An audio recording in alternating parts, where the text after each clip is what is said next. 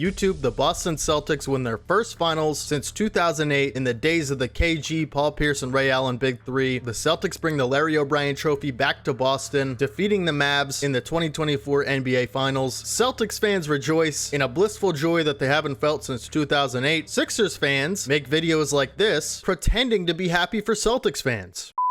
That's a joke, I'm kidding. In this video today, I want to celebrate the Boston Celtics finals in a ceremonious video for you guys. Celtics fan or not, we have to go through the entire Celtics season, what led them to this point, and celebrate their finals victory. I want to begin this as a tradition on this channel. It's unfortunate for me personally that it had to be the Celtics that we're doing the first one for, but like I said, I think it's important to take the time, appreciate the greatness that we saw in this series and throughout the whole season from Boston. So much like Tatum in this series, I'm going to attempt to swallow my pride and appreciate the great basketball that was played throughout this season from Boston and celebrate this accomplishment for them. At the end of the day, I'm an NBA fan more than anything else, and what the Celtics displayed was the pinnacle of great basketball being played throughout this season. So I think it is fair and I think it is important to acknowledge everything they did and show my respect to them by honoring their season. Celtics win the finals, folks. Let's talk about it. So, not to brag or anything, this is going to be like a little humble brag, but, I did repeatedly throughout the season predict this was going to happen. Again, nothing too crazy, no big deal, but I have been saying the Celtics would win the finals since pretty much March and throughout the season. Like I said, I predicted this, just throwing it out there in two specific videos, which I will put the thumbnails on the screen if you guys want to check them out. To me, in my mind, there was little question that the Celtics would win. I mean, they were clearly the best team from start to finish this season. I thought maybe Denver would make the finals and give them a little trouble, but for the most part, I really thought this was a situation where if the Celtics didn't beat themselves, they were going to win the finals. And that's exactly what happened. They didn't beat themselves. They breezed through the Eastern Conference. They, pretty much breezed through the finals, right? Winning 4-1 against the Dallas Mavericks. Mavs fans, keep your head up. You had a great season, and I'm not even sure a lot of people would have predicted, including myself, that you would make the finals. So you got to be pretty happy about the result. But either way, the Celtics really deserve this more than anyone, and there is no disputing that they are the, rightful champion this season. And, the scary thing could be, which maybe we'll talk about in this video, is 4 seasons to come. I mean, the Celtics really have an opportunity to have a dynasty here, and I think I want to get into that a little later in the video. But first, I want to, just congratulate the Celtics, their fans, the city of Boston. Again, I'm putting my fandom aside here. We were making jokes at the beginning, but this, I really do feel this is a time where we should be, congratulating the victor of the NBA season, and I'm going to attempt to do my best to do that in this video. They totally deserve it, right? The crazy thing is, like, if you would have told me, and I know this is going to be, beat into the ground by the media, but if you would have told me Jaylen Brown would have won Eastern Conference Finals MVP and Finals MVP, I probably wouldn't have believed you, right? We've known now that, Tatum and Brown are, kind of a 1A, 1B type deal. I think Tatum is the better player. I think most people would agree with that, but it doesn't matter anymore. It's almost worthless to talk about. We have to just enjoy the two of them on the same team. The talent is, unmatched throughout the league in terms of wings. I want to talk about the Celtics in terms of NBA history, right? Because in my opinion, other than the Golden State Warriors in 2017, 2018, the KD Warriors years, right? I think this Celtics team, the 2024 Boston Celtics, might be the greatest team I've seen in my entire life. From top to bottom, they just have everything. They have everything, right? They have everything you need. I would actually think that the 2018, 2017 Warriors, those two teams going up against this Celtics team would be an amazing, amazing all-time series. I would love to see that if we could somehow reverse the clocks and send them back to 2017. I think that would be such a good series, man. Let me know down in the comment section who would win that series. I'd probably have to go with the KD Warriors just because that team is, I'm not sure any team in NBA history could beat them, but like I said, the teams that come to mind, best teams that I've ever seen in my lifetime, I'd have to say maybe like the 2012, 2013 Heat, right? They were pretty unstoppable,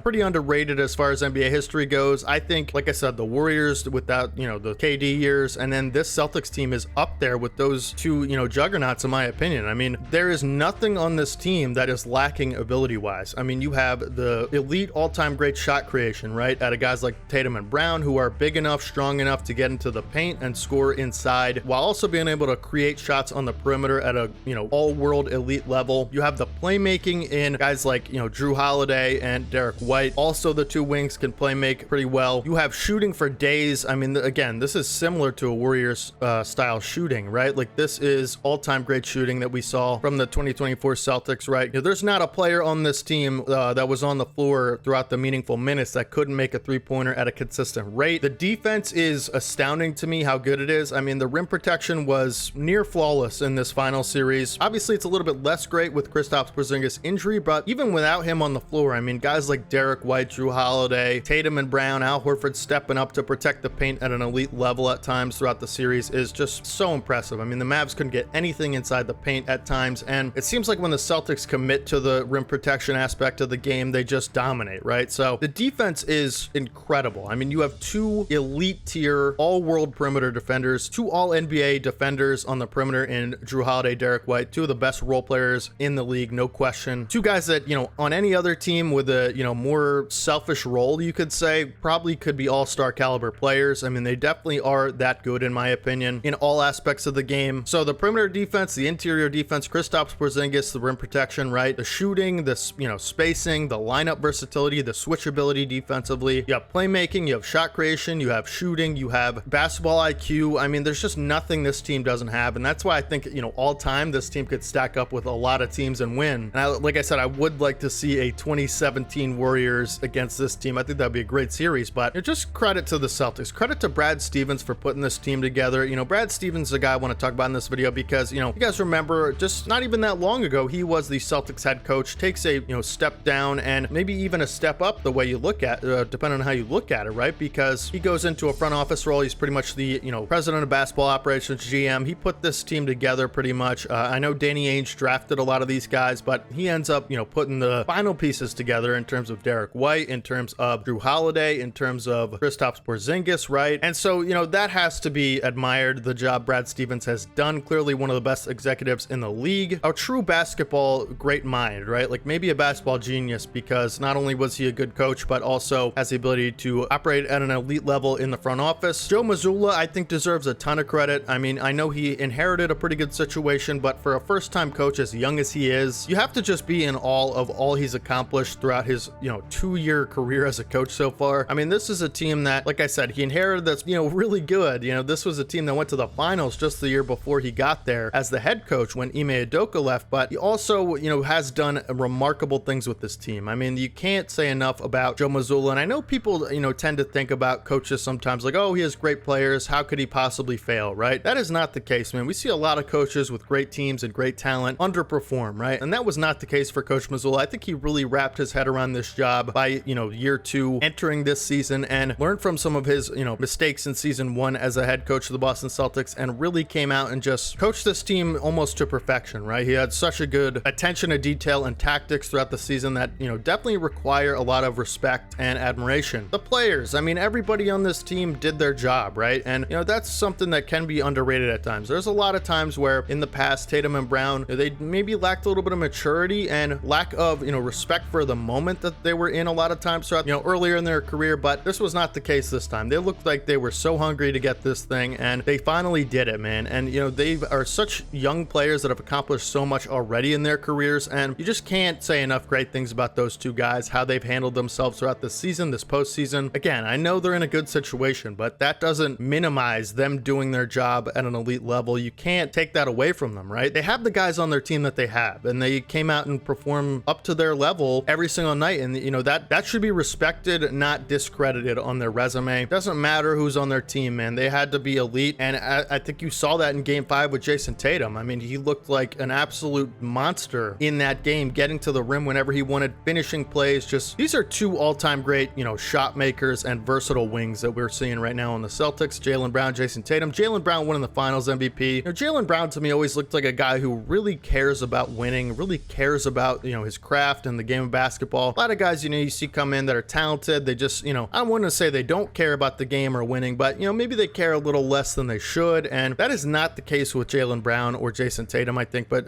Jaylen Brown in particular, this guy really cares about winning. And I think that showed throughout this playoff run. You know, he was not going to be deterred throughout this playoffs, and it really showed. Him winning Finals MVP, I think, is a great achievement for him, and he's, you know, well deserved, like I said. But you could have given it to Tatum. You could have given it to a lot of guys on this team. This was really a group effort. I mean, this is not one of those finals where one guy carries or a couple guys carry. This was a total top to bottom group effort on the Celtics part, and even though they do have great individual talents, they all worked well together and, you know, made sacrifices for their team team, including Jayson Tatum, like I said, swallowing his pride, letting JB take the reins at times, and letting other guys, step in, because at the end of the day, that's what it took to win, right? And he's able to say, I don't care if I win Finals MVP, I just want to win. I'm going to do whatever it takes. I don't always get to decide what it takes to win. I just have to be willing to do it, right? And I think it takes a lot of, maturity and growth to be able to see that, right? Jayson Tatum deserves a ton of credit, just as much as Jaylen Brown. Even though Jaylen Brown's holding the Finals MVP trophy, Jayson Tatum should be honored like that as well. Jrue Holiday, what can't you say about this guy? I mean, comes in, he does everything the team asked of him, getting him from, basically Milwaukee, but it was technically Portland,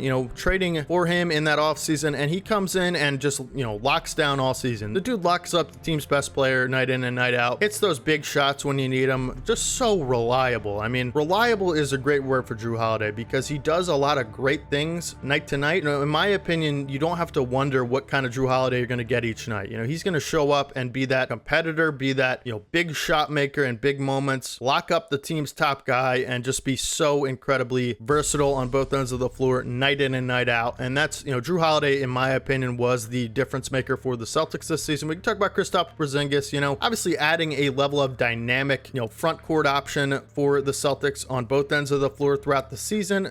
Struggled with his health in the playoffs, but early in the series did show up and put in big performances. I just saw a report that he is going to need surgery this offseason. So clearly the injury that he had on his legs were pretty impactful, I'd say. Needing surgery and taking months to recover is something that he played through, just to win this series, and didn't end up playing much later in the series. But I think the effort that you see, the commitment and resilience to win, is really impactful from Kristaps. And like I said, adding a dynamic piece to this Celtics core, was just so, important for the Celtics. He really took them to another level at times throughout the season, and that has to be, admired how he played through that injury. So I know in this, in the playoffs, a lot of guys are banged up and hurt and stuff, but a surgery requiring injury is pretty hard to play through, I'd say. And he did a great job of it, and especially in game one, I can remember just being basically the, key to that game and them winning that game. So both ends of the floor, Kristaps added a dynamic, weapon, like I said, to this team. But I think just the stability and the reliable, aspect on both ends from Jrue Holiday this season was maybe the biggest difference maker. We could talk about Derrick White, who is maybe the most underrated player in this entire league. An elite shooter from the outside, can even, create some things off the dribble for himself at times. Amazing playmaker, but we got to talk about the defense, man. I mean, Derrick White might be snubbed for the All-NBA defense team, first team this season. I know him and Jrue Holiday made the second team, but I think they maybe could have made the first team, especially Derrick White. Talk about the blocks, and I remember in game 5 last night, at the time we're recording this video, game 5 was last night, and Derrick White just straight up stuffs Derek Lively the second at the rim last night, like a 7-foot center would do, right? Derek Lively goes up for a shot. He's got maybe 150 pounds on Derrick White. He's got probably a foot tall on him, and then he, Derrick White just stuffs him. I mean, flat out, this guy is one of the greatest shot blocking guards I've ever seen, the league's ever seen, really. Dwayne Wade comes to mind, SGA comes to mind, but Michael Jordan comes to mind. But Derrick White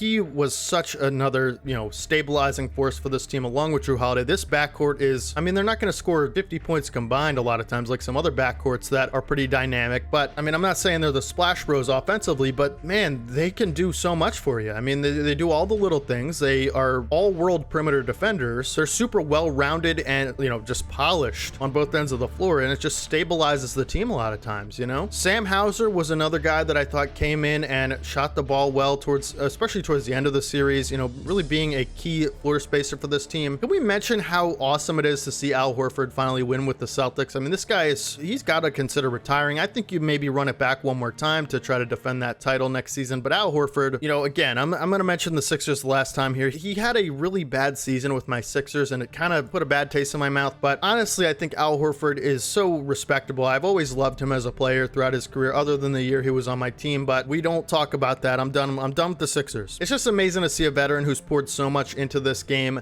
throughout his career, and for the Celtics, 2 stints with the Celtics being such a big difference maker for them, and really a great leader. Always admired his game, super well-rounded. Like I said, he's really adapted to a new role later in his career as more of a defensive guy who can knock down a 3 pretty consistently. But it's just awesome to see a guy like Al Horford finally get to that finals trophy, and just so well deserved for everything he's given to this league and this game, and Boston as well. And the last guy I want to mention is Peyton Pritchard, hitting a couple of those first half buzzer beaters throughout the playoffs. Yeah, he's just so good at that for some somehow. But I think Peyton Pritchard, he signed a multi-year extension in the offseason, I believe, or the beginning of this season, and a lot of people wondered why he was getting all that big contract. He struggled early in the year to hit, the big shots, and he's a really great shooter, but just a guy that competes, man. He really competes on defense, even though he's undersized, maybe not the best athlete, but a great shooter, a great guy to have, and just a dog, right? Total dog, competes on both ends, and just, this is a guy that wants to win. So big shout out to Peyton Pritchard, taking part in this as well in a big way. But that's pretty much it for the video, man. I just wanted to talk about some great moments throughout the season for the Celtics and this postseason. You just can't say enough good things. This is one of the best teams I've ever seen, probably one of the best finals team of all time. Honestly, if you look at the numbers, I'm sure they would agree with that. The Celtics they just have everything. They have the total package, and there was just no way they were going to lose to maybe anyone other than maybe Denver. So I think Denver would have been a little bit better of a series, but